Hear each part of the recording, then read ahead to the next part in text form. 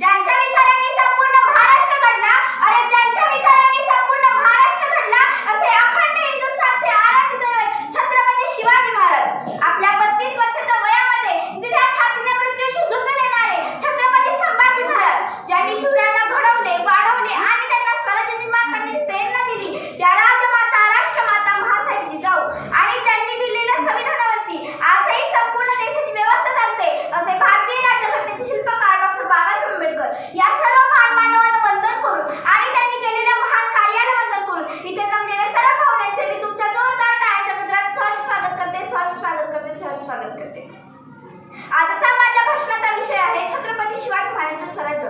मित्रांनो, छत्रपती शिवाजी महाराजांचे स्वराज्य हे शीर्षक पाहिल्यावरती माझ्या मनामध्ये एकच प्रश्न उभा राहतो आणि तो प्रश्न म्हणजे छत्रपतींनी स्थापन केलेले कुठे आहे ते स्वराज्य? स्वराज्य म्हणजे नेमके तरी काय?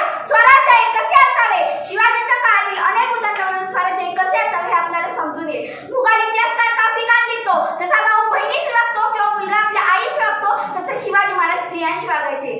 कल्याणच्या सुभेदारच्या सुनेच्या उदाहरणामध्ये शिवाजीराजे म्हणाले होते, अशीच आमची माता असती सुंदर रूपवती, अशीच आमची माता असती सुंदर रूपवती, आम्हीही सुंदर झालो असतो, वदले शिवछत्रपती, वदले शिवछत्रपती. शिवरायांनी विस्तार ग्रंथ, धार्मिक स्थळे, स्त्रिया व लहानपणाचा सन्मान करायचे. शत्रू पक्षातीलही स्त्रियांचा सन्मान करावा ही उच्च कोटीची नैतिकता शिवाजीराजांच्या अंगी होती. यावरूनच आपल्याला शिवाजीराजांच्या आदर्श स्वराज्याची कल्पना येते. राज्य किंवा स्वराज्य म्हटले की राज्याचा राजा आठवतो.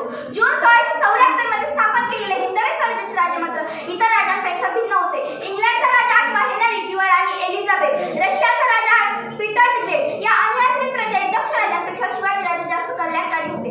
जरी शिवाजी राजे स्वराज्याचे राजा असले तरी त्यांनी अलेक्झांडरप्रमाणे आपल्या सोबत्यास ठार मारले नाही, सीझरप्रमाणे आपल्या बायकोला सोडून दिले नाही, तर नेपोलियनप्रमाणे परकीय आणि समुद्रावर पायाखाली चिरडले नाही, क्रोमवेलप्रमाणे कोणत्याही प्रांतातील लोकांच्या कत्तली केल्या नाहीत. यावरूनच आपल्याला शिवाजी राजांच्या आदर्श स्वराज्याची कल्पना येते. शिवराज्य स्वराज्य सांगायला सोपे आहे, अरे शिवराज्य स्वराज्य ऐकायला सोपे आहे, शिवराज्य स्वराज्याचा जयघोष करणे सुद्धा सोपे आहे, पण शिवराज्य स्वराज्य आचरणात आणणे हे आजच्या राजकारणाला मात्र कठीण आहे. शिवाजी म्हणजे नेमके तरी काय? शिवाजी म्हणजे यशवंत, शिवाजी म्हणजे कीर्तिवंत, शिवाजी म्हणजे सामर्थ्यवंत, शिवाजी म्हणजे निधीवंत, शिवाजी म्हणजे पुण्यवंत. अरे शिवाजी म्हणजे नेमके तरी काय? शिवाजी म्हणजे आचारशील, शिवाजी म्हणजे विचारशील, शिवाजी म्हणजे धर्मशील, शिवाजी म्हणजे दानशील,